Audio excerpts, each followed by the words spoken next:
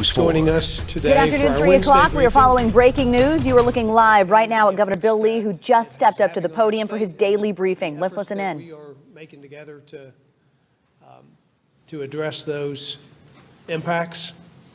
One of the most important, I say thank you because one of the most important things we can do is provide continuous stream of information to Tennesseans.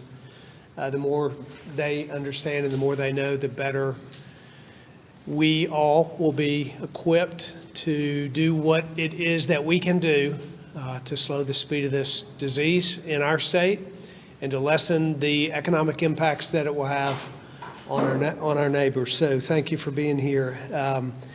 It's been suggested that this entire effort is federally supported, state-led, and locally executed. And I would say that is it's a good synopsis because we are certainly in communication with the federal government. I want to commend our federal delegation that our team has been working with to make sure that efforts from the federal government that are being announced daily are that we're bringing them into the state and making sure that we're utilizing access to funds and programs correctly. And so our state teams are doing a powerful job, I believe, of getting that information, pushing it through the state down to the locals. Today I was on a call with that invited every county mayor and every city mayor in the state to participate in that call, and we talked about just how it is that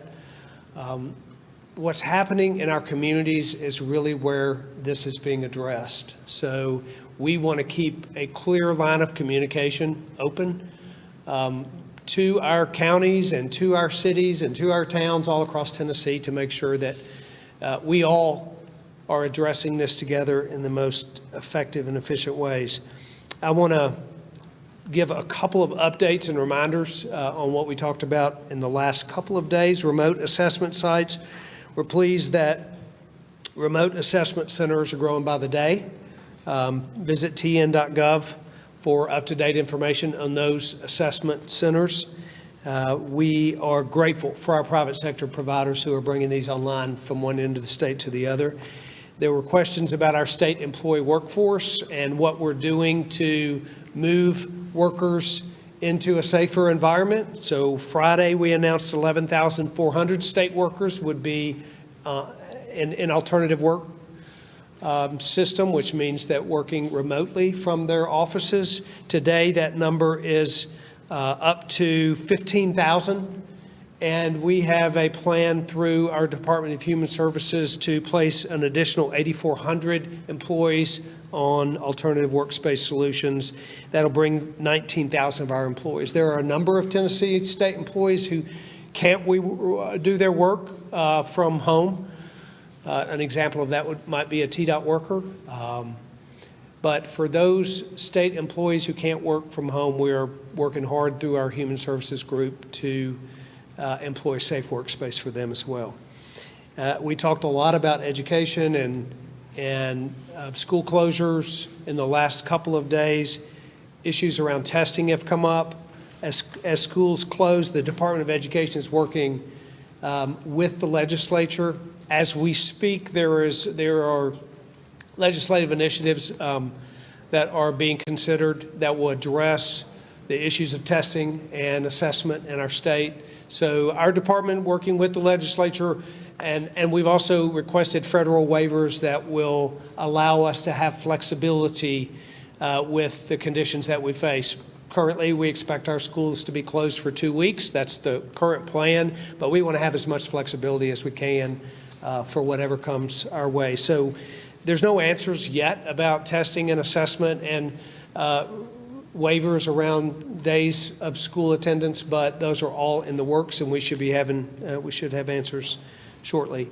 Today, I want to make the bulk of my comments around small businesses and the efforts that we're doing to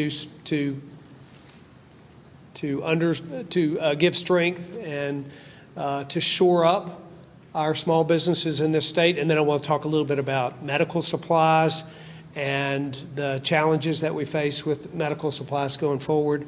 I want to make a comment as well about our budget. So those are going to be the three primary areas we talk about today. I'll first address our state budget. As you know, we have worked in the budget office, and our F&A Commissioner Stuart McWhorter has been working, I will say, tirelessly for days with the budget office to change and adjust our budget to what we believe is appropriate to address the challenges that we may face going forward. And let me just, let me make a comment here that the future of our economy in this state and in the country, it's not certain. We certainly are not, we don't have a clear understanding that we have a great financial crisis that will unfold. We don't know the length of it. We don't know the depth of it. But we do know that in business as well as in state government, just planning ahead for what might come in an economic downturn is a smart thing to do. I've known that for all of my life in business and now in the role that I'm. If you look carefully, you can see thousands of little LED lights that are going to transmit energy into your skin cells. And the mask helps hydrate the skin while you're here, but it also reduces redness and inflammation on its own. Red light LED technology is supposed to enhance wound healing. It's supposed to be great for collagen synthesis, cellular energy production. It's supposed to reduce inflammation, ease arthritis pain. The mask feels... Insurance, state funds, all of those are strong, and they're in a good position because we have prepared for days of economic downturn. Our budget, which was released today, our proposed budget to the legislature, shows a continued effort in strengthening that budget so that if and should the economy have a serious downturn for a prolonged period of time, we'll be ready for it. We have proposed funding for primarily those services that we deem essential and that are already underway in our state. We want to make sure that Tennesseans are served by state government in the way that is appropriate for them to be, and that all of our services continue forward. So funding for that, essential services, has been put in place. But we've also taken additional funding that was going to be allocated to other initiatives in our original budget. We've taken that funding and put it into reserves. We're making a significant investment in the rainy day fund. We're making a significant investment in a COVID-19 emergency fund. We will continue to fund the BEP so that we have appropriate funding for education. We're appropriately funding TennCare. We'll make additional funds in some of those reserves and in programs that we think will be needed, as like the healthcare safety net for the uninsured, programs that will be needed for those who find themselves in a more difficult position because of what might come in the future. So that budget, I believe, is a very appropriately designed budget to prepare us for the days ahead, and I feel confident that it will be the right approach. The legislature will review that budget, and they'll make recommendations, and then they plan to pass that in the next few days. I want to speak a minute about small business. When I think about a balanced budget, I think about business people. And most of my life, I ran a small business, and 95% of the businesses in this state are small businesses. It's the backbone of our economy, and it's something that we have a great deal of concern about going forward. 94% of our private sector is made up of small businesses with fewer than 50 employers. These are, in fact, companies that when economies hit hard, even if it's a short-term hard hit on the economy, it impacts small businesses. We're seeing it happen in our state, all across the state, even today. So today, our administration has completed an important step for small business assistance. We gave our Small Business Administration, which is a federal government department, we approached the SBA with a disaster declaration request that was completed today and has been submitted to to the SBA. That will provide for access to funds that will be distributed as loans. They are small business loans to the vast majority of businesses in Tennessee, any business that has been negatively impacted by the COVID-19 disease and the subsequent economic impacts of that to businesses. Any business in the state that's been affected that qualifies as a small business, and that's the vast majority of our companies, can apply for these loans. They're low interest loans up to $2 million in assistance per business. This will be crucial for helping companies endure through the transition period from the beginning of this crisis to a point in which they can stabilize their company and continue to operate and return to profitability. So this SBA loan assistance program is very important for our businesses. I'm proud that we were able to do it, but it's only the first step in what we want to be able to do going forward. Much of the conversations federally around business relief are just that right now. They're conversations. There are bills moving through Congress right now that could significantly impact funding to our state and to small businesses as well. So we'll be working with federal government should those become available to us. I just want to comment that today I spent some time talking with and having conversation with leaders from the Tennessee Chamber, representing businesses all over the state, the National Federation of Independent Businesses, which represents small businesses throughout Tennessee, the head of our Grocers Association, the head of tourism businesses, multiple business leaders that represent or that are in contact with small businesses. And we are working together to create an environment that will be helpful for those businesses and to talk about how they individually can help mitigate the spread of the disease as well. I spoke with the head of the Grocers Association today, and I just want to make a comment about food supply and the food chain. I was assured by the head of the Grocers Association that Tennessee has a very strong and a very stable food supply chain. We are not worried in this state about running out of food supplies. But the one thing that disrupts that food supply chain is panic purchasing. And the head of the Grocers Association encouraged me to encourage Tennesseans to not hoard and to not panic buy and to not respond to things you might hear out there that cause you to panic around grocery supplies. We have a stable and consistent food supply chain in this state, and in fact, grocers are hiring right now because of their need to provide food supplies in a greater degree as people move away from eating out in restaurants. As restaurants comply with our guidance on the numbers of folks that they serve, it means more people are eating at home, and there's a greater need for groceries. And so the supply chain is strong, and grocers, in fact, need workers. I want to make one comment about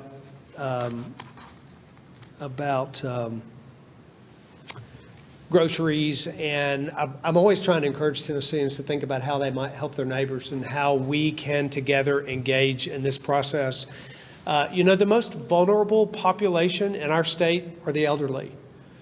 The number of people that will likely become seriously ill in this process and lose their lives in this process are the elderly.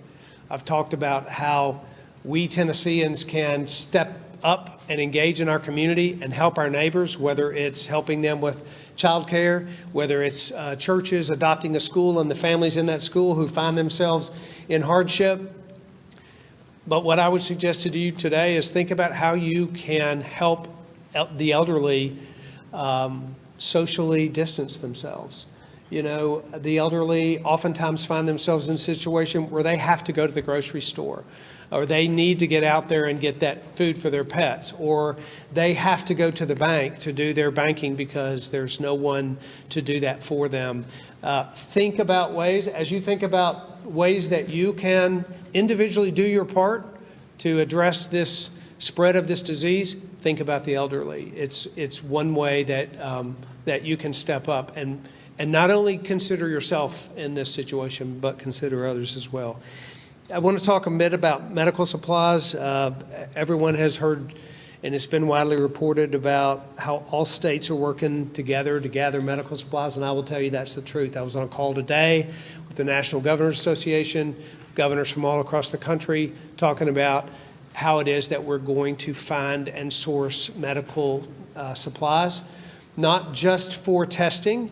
We brought up plenty of testing opportunity in our state, and we have resources for that, but medical supplies are needed to test.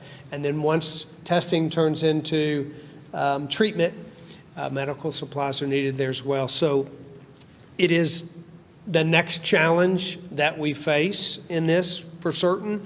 I've directed the Department of Health to work together with the Department of Military and with TEMA, our Tennessee Emergency Management Agency, to procure medical supplies. Also talked and am working with, and we'll have actually on the stage with me today, Dr. Wendy Long, who represents the Hospital Association. Private providers are challenged with and tasked with procuring medical supplies. There's no easy answer for this, but I can tell you that we have a targeted effort at pursuing those supplies to make sure that we don't have any slowdown in our ability to test and to treat. That is our goal. I will say that we ordered ventilators even today through the Department of Health, and we're aggressively pursuing those supplies. So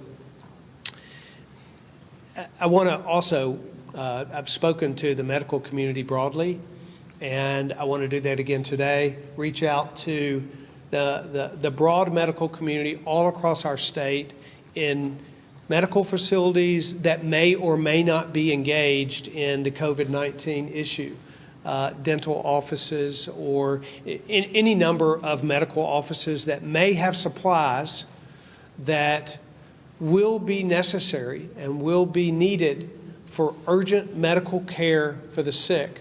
To the degree that people can be flexible and can work with the Department of Health to provide information about those supplies, that would be helpful. So we're reaching out to Tennesseans in the medical community to do that as well. I want to invite Dr. Piercy from the Health Department, along with Dr. Dunn, Patrick Sheehan, who is head of our Tennessee Emergency Management Association, Dr. Wendy Long, who is the CEO of the Tennessee Hospital Association, to come to the stage because I want to open this up to questions, and some of those questions may be directed there. So we'll open with questions, and then I'll make some closing remarks. Kimberly.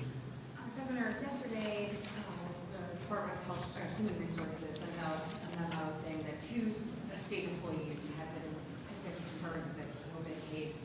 Can you share any more information regarding those two state employees and locations, what department they may be working at? Yeah, I don't have I'm sure our Department of Human Resources has that information. I don't know specific information about those employees. I was most concerned about once I did hear that information, to make sure that we were rapidly deploying this plan that we have to get workers home. As I said, it went from 11,000 to 15,000, soon to be 19,000. But I don't have specific information on those two employees. Just as a quick follow-up, just as we're talking about testing and more people are getting tested, have you been tested for COVID-19? I have not. Has anyone in your administration and higher up maybe in your No, in my senior team, and there have been a couple of folks in the governor's office that have been tested because they knew someone who knew someone, and so we asked them to be tested, but we've had no positive tests in our office, and I have not personally been tested. I've had no symptoms. Those tests are back, and they were negative. For those people you said were tested in your office. Yeah, that's right. Of the folks that we've asked to be tested, they have had a negative test. And that's a couple, 2, 3.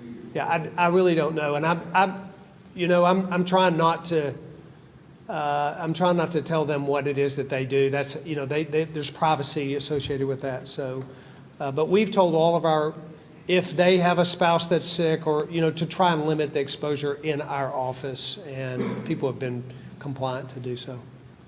Governor, earlier this week, I have two questions. Earlier this week, you said that the state would be using the $10 million that it's receiving from the federal government to award grants to child care facilities. My first question is, I mean, will this money only go to existing child care facilities, or could organizations such as the church use it to start a child care? The initial plan is that they will go to existing providers that are already being inspected and regulated by the state. That's our initial plan. We don't have any plans to fund organizations outside of currently licensed and managed child care providers. I'm talking about regulations. Would any regulation be relaxed during this emergency period? I mean, are we talking about relaxing the maximum capacity limit, or staffing, or health standards? It's not any regulation being relaxed, but certain regulations have been relaxed. And we have asked folks, you know, for example, we've asked folks to engage in their communities and offer to keep kids for their neighbor. So if you're keeping someone else's children as a part of child care efforts, we've asked that each one of those providers reach out to the Department of Human Services so that we know who is voluntarily providing child care, not in a child care facility setting, because we don't want to exceed maximum numbers, but there are a number of regulations that have been relaxed there with a real strong effort to maintain security and safety. For example, for every one of those who reach out to the Department of Human Services and indicate that they're willing to provide child care through volunteer services, they'll receive background checks. We want to make sure our kids are safe. Governor, how far or how much exactly is your budget going to put into the healthcare safety net, and is that really going far enough? And are you giving any consideration at all involving, say, Florida and expanding Medicaid to meet the uninsured? So we're actually, the number, if I'm not mistaken, is triple the healthcare safety net number that we had in last year's budget. I'll confirm that number, triple the amount of increase that we put in last year's budget. It'll make it significantly the largest amount that we've had since that program started. But we're also communicating with the federal government on how we can use TennCare dollars to provide COVID services, COVID testing and healthcare. We already know we have testing available at no cost to everyone in our state, but to provide COVID health services and any services necessary associated with COVID sickness to those who are uninsured. We've talked to and are in conversations with CMS right now about the opportunity to explore that going forward. It would be targeted funds used, Medicaid funds, used specifically for some portion of the uninsured population and specifically for health conditions related to COVID-19. So yeah, we are looking at that opportunity and we'll see where that goes in the future. Andy? And how much money is that? Oh, we don't know yet. We don't know yet because actuarially, it's very difficult to determine how many of those uninsured might get sick and how many of them might actually require hospitalization. So it's possible that, I mean, we don't know what the numbers are for that. So we're actually working with CMS to try and develop some actuarial numbers around that so we know what the exposure to the state would be financially. But we're working hard to figure out a way to get that done, and we think we might be able to do that in the next few days, or at least have a strategy for it. Chris? Oh, I'm sorry. Yeah. In lieu of GM's closing down for 2 weeks, at least 2 weeks, have you been talking to other companies, many of them recruited by the state of Tennessee,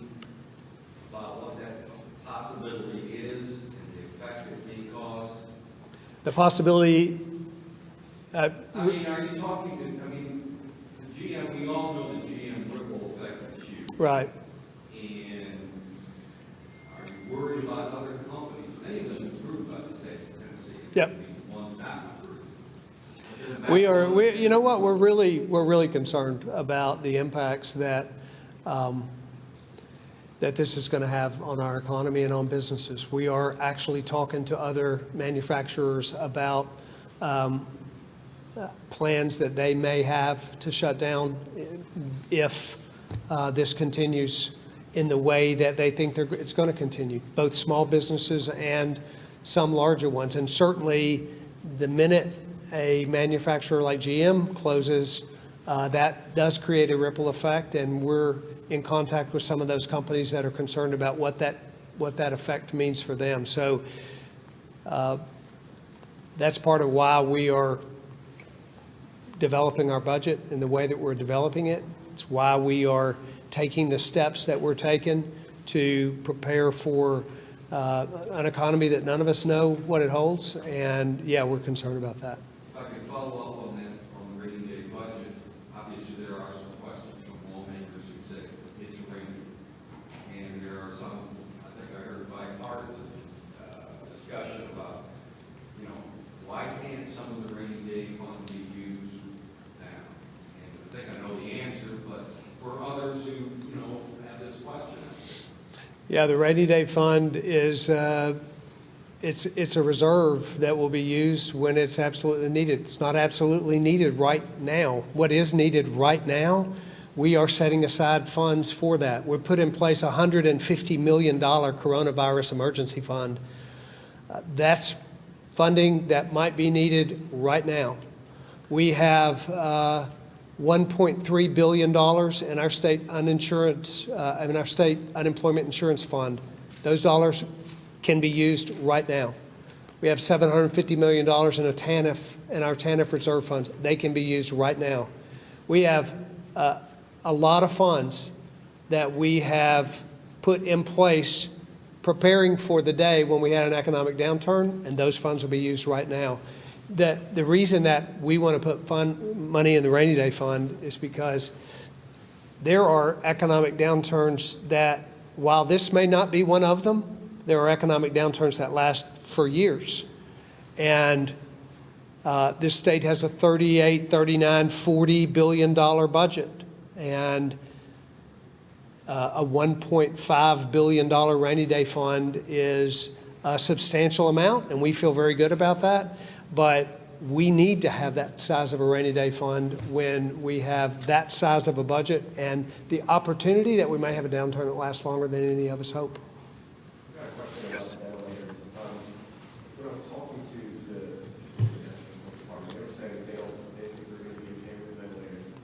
Where are some of these supplies going to go in the state? Are they going to the rural hospitals? Dr. Pierce, do you want to answer that question? Thank you for your question about ventilators. Before I answer it, let me clarify a little bit about what has happened today. As you can imagine, everybody in the nation is looking for ventilators right now to prepare for what might happen. I sincerely hope we never need to use one of them.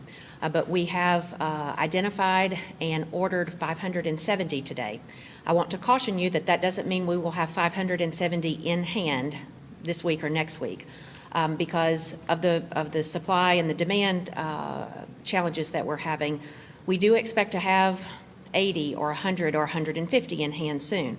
To answer your question about where they're going to go, we're going to hold those centrally and which allows us to be able to look at need across the state and prioritize that. I'll reiterate, I hope we don't have to deploy any of those. But when we do, or if we do, we'll be able to do that where the need is.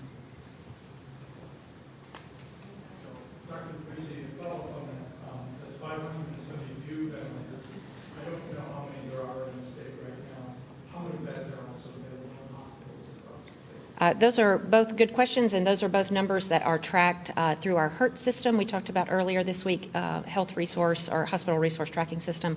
And so we're urging all of the hospitals to enter that information timely so we can keep an eye on that. Right now, we have no bed capacity issues and no ventilator issues. But while we're talking about that, I want to take the opportunity to tell you what to expect or what we could expect over the coming days. I took a call from Vice President Pence for the state health officials at lunchtime today, and they are deploying rapid throughput rapid test throughout the nation. Here in Tennessee, we do not have a backlog of tests because we've been able to keep up with the demand, but other states have not had that luxury. So when this rapid throughput testing comes online in the next few days, I want everybody to be aware that we're going to see a big spike in the number of cases in the coming days.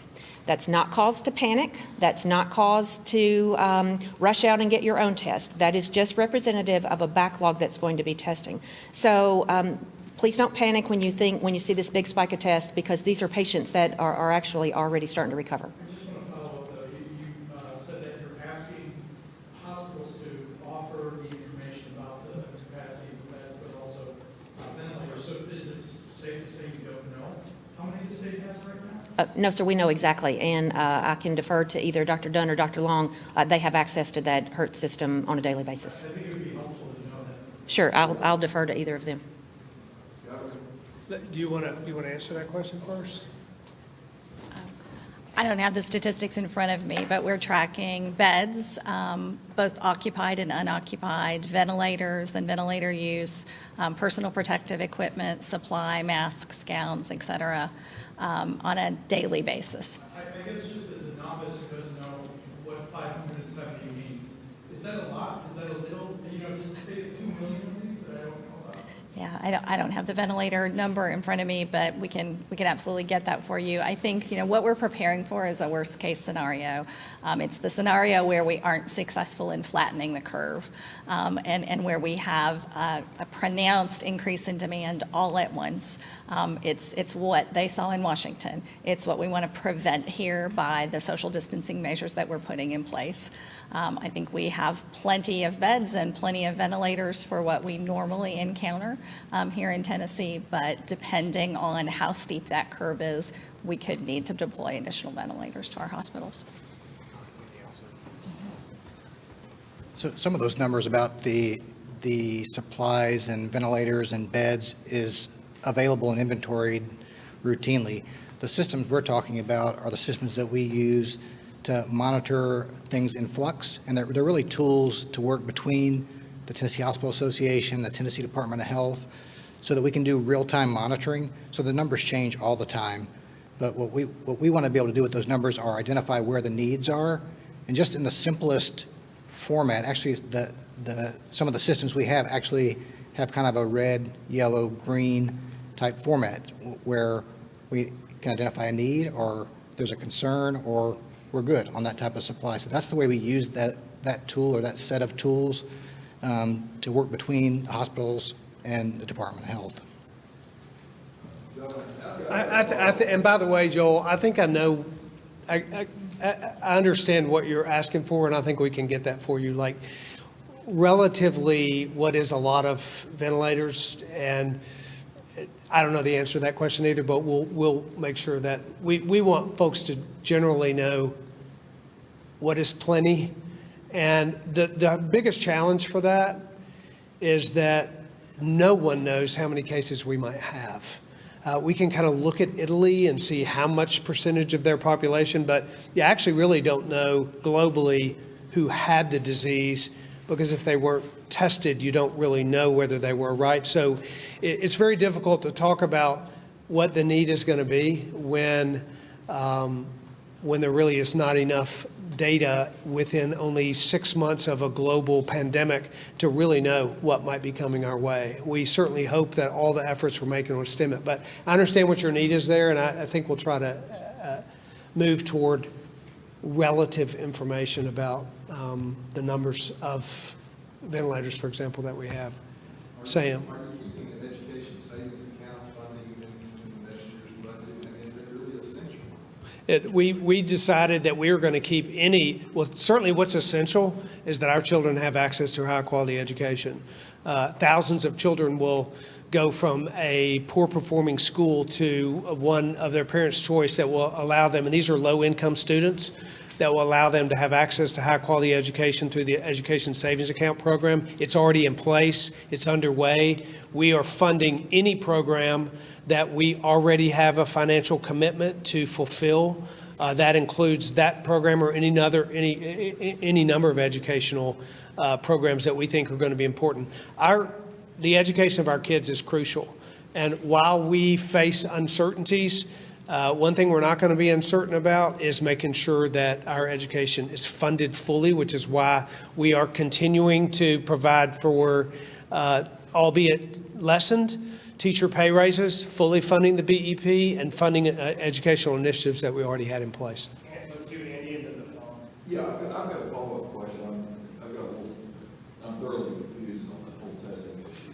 So on the one hand, you're saying you have adequate testing, but then you're saying you're going to have, with these additional tests, you expect a large rise in the number of reported cases. So tell me the math. How is that happening? Well, that's exactly. You've got sufficient testing now. Why, you know? Well, that's exactly what you expect. So you would expect that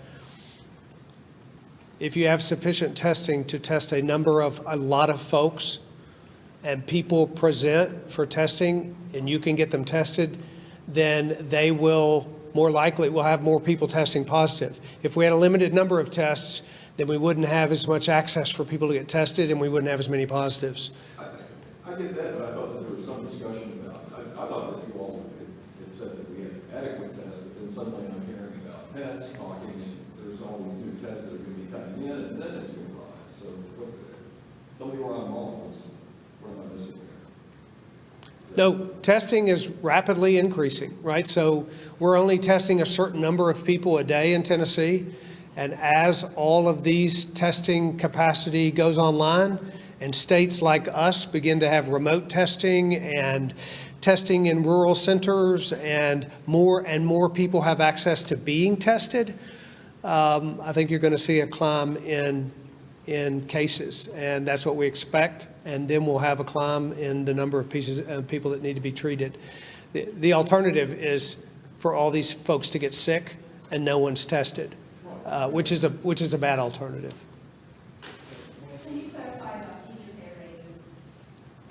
We put in our budget a line item for teacher pay raises that was about half, I don't know exactly the number, but it's about half the amount that was originally proposed in the budget from February.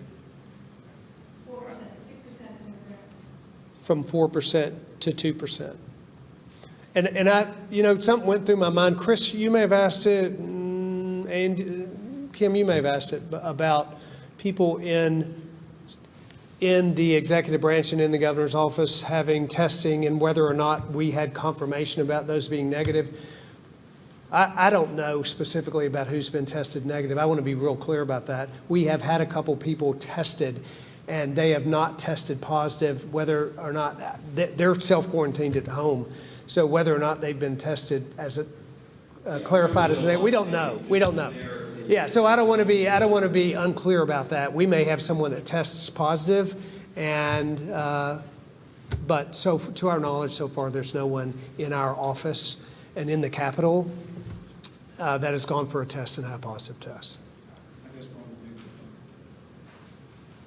At this point, we'll open it up to anybody on the phone. If you could please state your name and your outlet, and then the question for the governor. Hey, Governor, it's Natalie. I have two questions. One of which is a follow-up on the question about testing. Do you think that you should require private labs to start releasing their negative testing numbers as a way to better understand the spread of the virus and testing on it? Yeah, it's we don't require them to provide negative testing because it doesn't really give us much clear data. It's like bad data is not helpful, and we may have, we don't know how many people out there in the state of Tennessee have the virus right now. So negative tests, if 1,000 people went out there that wasn't presenting or that was presenting mildly and got a negative test, it wouldn't be helpful for us to know that those 1,000 people got tested and they were negative. The only way that information is helpful for us to attack this disease is to know when someone tests positive, because that allows us to contact their contacts. It allows us to quarantine them. It allows us to start taking specific steps that will slow the spread. But knowing that 1,000 or 5,000 people have tested negative in a state with 6.7 million people is not particularly helpful. So, and it requires an additional step to provide that information. And those laboratories aren't usually used to that. They do tests all the time, and they only present data when they have a positive test. So that's what we're doing right now. Ms. Boyle will take last. And my other question is, can you elaborate? I'm sorry? No, go ahead. I'm sorry. What was that? Proceed, Natalie. My other question was, can you elaborate a little bit on your talk with federal government right now about using NCARE dollars to provide COVID services? Would that be for people who currently don't qualify for NCARE? That's right. This would be for potentially a portion of the uninsured population that do not qualify for TennCare, but that the federal government would give us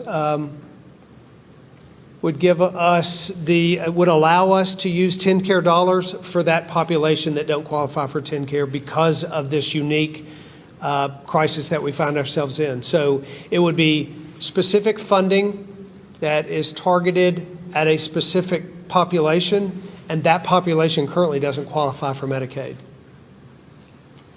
All right, we'll take one more question and then we'll have to Kim? We'll have to wrap this up. Just curious for a follow-up on regarding your budget for the FMLA. Where is that right now? That's not in the budget. Okay, so that's hopefully that'll be something that your administration will put back when the lawmakers are. Yeah, so none of our administrative bills that we were, we have some department bills that that aren't qualified as administrative bills, but department bills that needed to be put in place to fulfill some requirement to continue operations. But none of the administrative bills that I brought forth to the legislature are being funded, except for the ones that are associated with tax revenues on internet sales. So. Okay, that's all the time that we have for this point. I will be back tomorrow. I just wanted to know, will the ESA program still, is it on schedule to continue or start next year? It is. We're in the process now of securing enrollment for that plan, and we've not been very targeted on that in the last week or two, but yes, the goal is for that plan to go ahead and start this fall.